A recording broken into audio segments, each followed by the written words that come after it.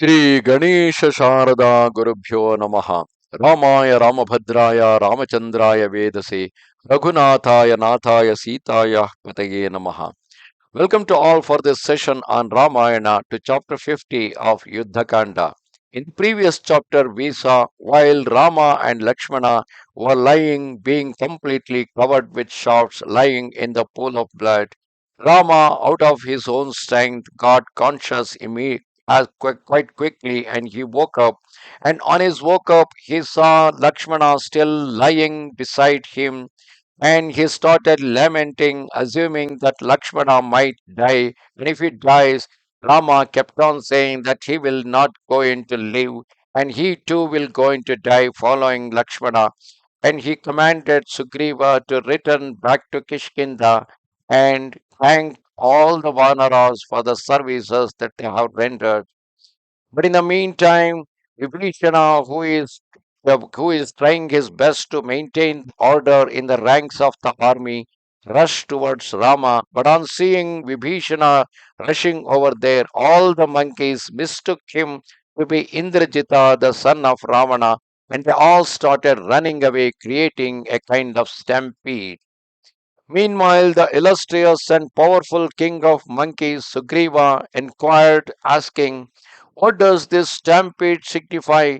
The army resembles a ship amid the waves struck by a tempest."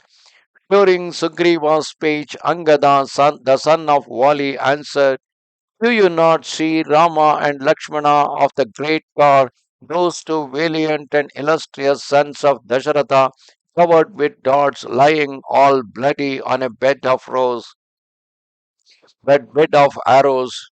Thereupon that Indra among monkeys, Sugriva, said to his son, "To my mind, there is some other cause why the monkeys, bewildered, their eyes discontented with terror, are throwing down their arms in order to flee in all directions without shame and without looking behind them, jostling each other and leaping over those who have fallen."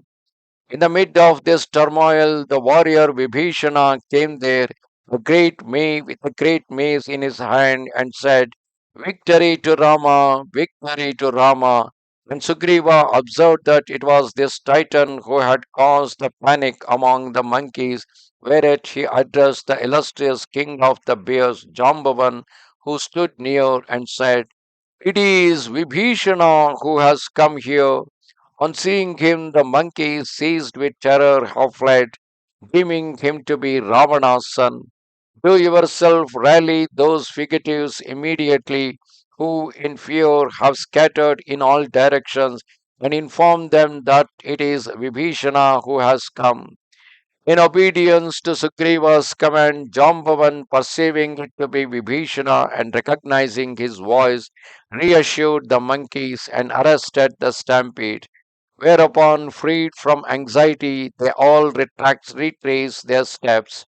Meanwhile, the faithful Vibhishana, on beholding Rama's body, as also Lakshmana's covered with arrows, was overcome with distress in his turn. Dipping his hand in water, he washed their eyes, but anguish seizing his heart, he began to weep and lament, saying, "Behold, to what a pass these two powerful and valiant warriors have been brought by the Titan with his crafty ways. The son of my brother, that wicked youth of perverse soul, Indrajita, in his demoniacal cunning, has deceived these two honorable fighters. Pierced by arrows, covered with blood, they are lying on earth like two porcupines.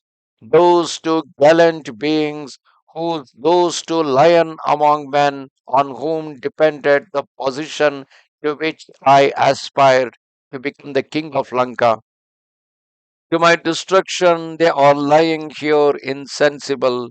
I am as one dead and deprived of the hope of becoming king. I am lost, while my rival Ravana sees his vow fulfilled and his desires realized.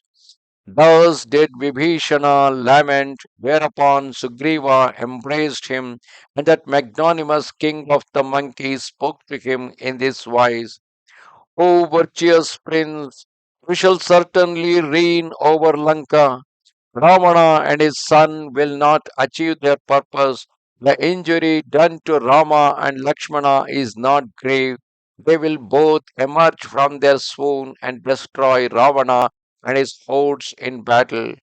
When he had thus consoled and comforted the Titan, Sugriva issued his command to Sushena, his stepfather, father of Tara, the wife of Vali, who is now the wife of Sugriva, who stood before, saying, take these two brothers, Rama and Lakshmana, with the foremost of the monkey divisions to Kishkinda, till these two scourgers of their enemies have recovered consciousness.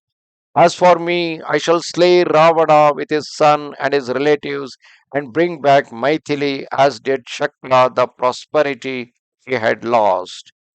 Thus did that king of the monkeys spoke, and Sushena answered him, saying, formerly, a great war took place between the Devas and Asuras, and by making themselves invisible again and again, the Danavas overcame the gods despite their skills in bearing arms. That means, in a similar way, the Devas are also cheated by the Danavas. Experienced warriors, though they were wounded, unconscious, and almost deprived of life, but Brihaspati revived them by the aid of remedies accompanied by the recitation of sacred formulas. Let the monkeys, Sampati, Panasa, and others go in haste to gather those samples by the ocean of milk. Undoubtedly, those monkeys are conversant with the two mountain herbs, the celestial Sanjeeva Karana and Vaishalya Karana, which were created by a god. From the bosom of the milky ocean rise the mountain Chandra and Drona, where the divine Amrita emerged after churning. It is there that these miraculous herbs are to be found. Let the son of wind, Hanuman, go to those two mountains placed in that vast sea by the gods. As he was speaking, that means while Sushena was explaining this to Sugriva, a great wind arose accompanied by moist clouds and lightning, whipping up the salty waves and causing the mountains to tremble as from an earthquake.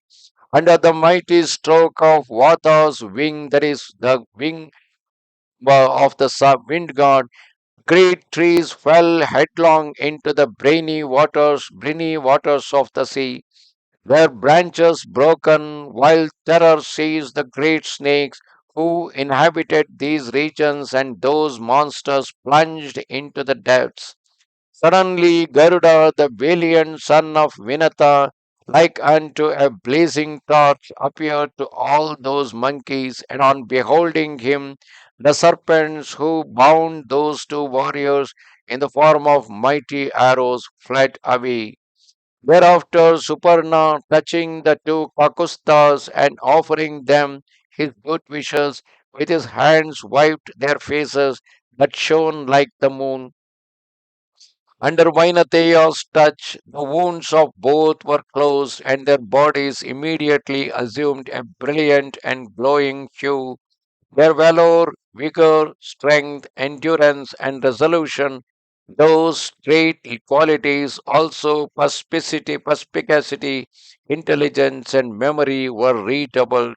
Having raised up those equals of Vasava, the exceedingly valiant Garuda embraced them warmly, and Rama said to him, thanks to your beneficence and grace, we have both been delivered from the strange evil that Ravana brought upon us, and our strength has returned.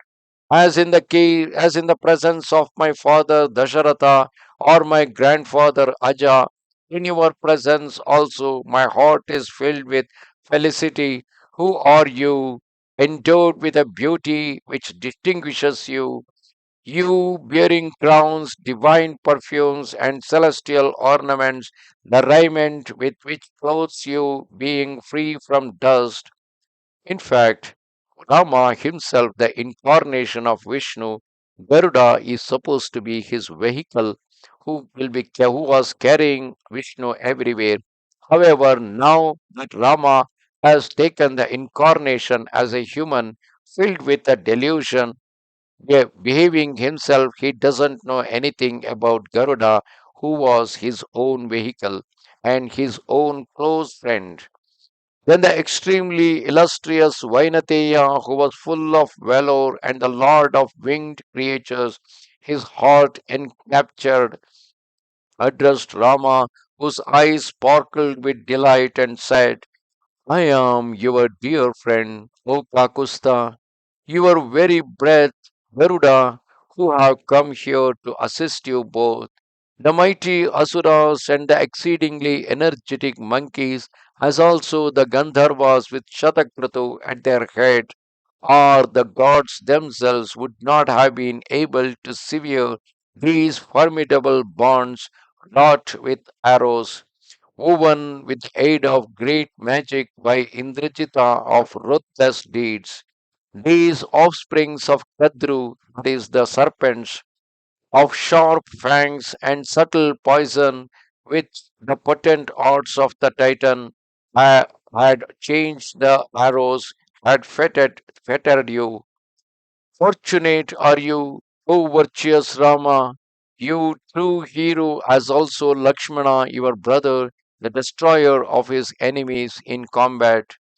Curing of your fight, summoning up my energy in affection for you both, giving ear to the call of friendship alone, I came here with all speed. Now that you have liberated from these formidable bonds, let both of you be constantly on your guard. All titans by nature have recourse to treachery in war, while for you, O chivalrous warriors, honor is your only weapon. Never trust the Titans on the battlefield, for such perfidious means are ever employed by them.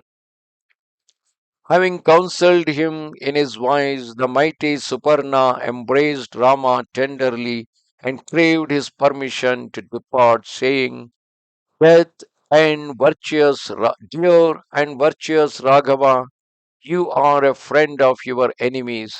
Allow me to take my leave. Do not inquire indiscreetly into the cause of my friendship with you, O Raghava, who am as near to you as your breath, though external to you.